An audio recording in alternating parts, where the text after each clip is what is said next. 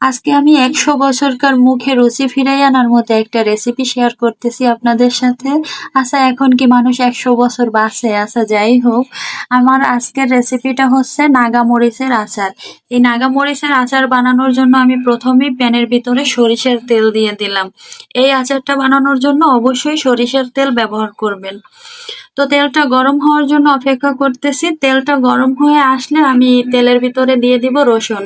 এই আচারের মেইন উপকরণ হচ্ছে রসুন। তো আমি একের ভিতরে সবকিছু নিয়ে নিয়েছিলাম, রসুন, মরিচ, সরিষা বাটা, তারপরে কিছু আম টুকরো করে কেটে রেখেছিলাম ওই আমগুলো।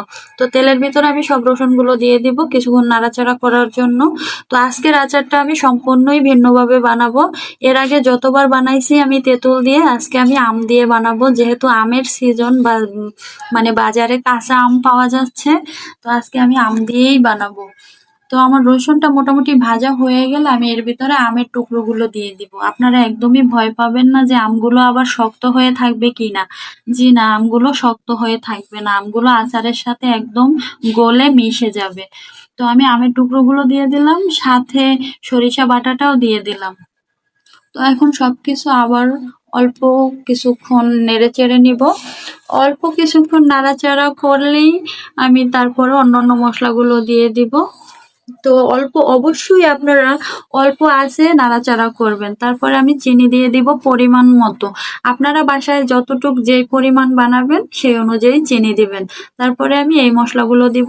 এর ভিতরে ছিল হলুদের গুঁড়া, মরিচের গুঁড়া, জিরার গুঁড়া, ধনিয়ার গুঁড়া, চাট মশলা, লবণ। তারপরে আমি দিয়ে দেব ভিনেগার। এই আচারে একদমই পানি ব্যবহার করা যাবে না।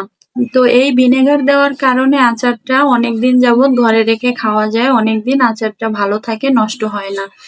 তারপরে আমি সব মশলাগুলো একসাথে নাড়াচাড়া করে মিশিয়ে নিব। সর্বশেষে আমি মরিচগুলো দিয়ে দিব। দেখেন আমার নাগা মরিচগুলো মানে দেখতেই কেমন, মাশাআল্লাহ অনেক সুন্দর, লোভনীয় লাগতেছে। তো এখন এই মরিচটা দেওয়ার পরে অল্প কিছুক্ষণ নাড়াচাড়া করলে আমার আচারটা হয়ে যাবে। তো আচারটা কিন্তু আমার হয়ে গেছে। এখন আমি ঠান্ডা করার জন্য রেখে দিব। তো আপনারা আমার মতো যারা ঝালখোর আছেন তারা অবশ্যই এরকম একটা নাগা মরিচের আচার ঘরে রাখবেন সবসময়। সবকিছুর সাথে খাওয়া যায়। সাদা ভাত, পোলাও, বিরিয়ানি, খিচুড়ি সবকিছুর সাথেই খাওয়া যায়। তো আমার আচারটা মোটামুটি ঠান্ডা হয়ে আসছে। তো একটু নাড়াচাড়া করে ঠান্ডা করে নেব। ঠান্ডা করে নেওয়ার পরে একটা কাঁচের বয়মে আমি এগুলো ভরে নিব। আপনারা কিন্তু অবশ্যই কাঁচের বয়মটাই ব্যবহার করবেন। এটা দেখতেও মাশাআল্লাহ সুন্দর লাগে, আবার আচারটাও এটা ভালো থাকে। কাঁচের বয়মেই আচারটা অনেক ভালো থাকে। তো আমার আজকের নাগা মরিচের আচারটা কেমন লাগছে সবার কাছে, সবাই অবশ্যই কমেন্টে জানাবেন। সবাই ভালো থাকবেন, সুস্থ থাকবেন। আল্লাহ হাফেজ।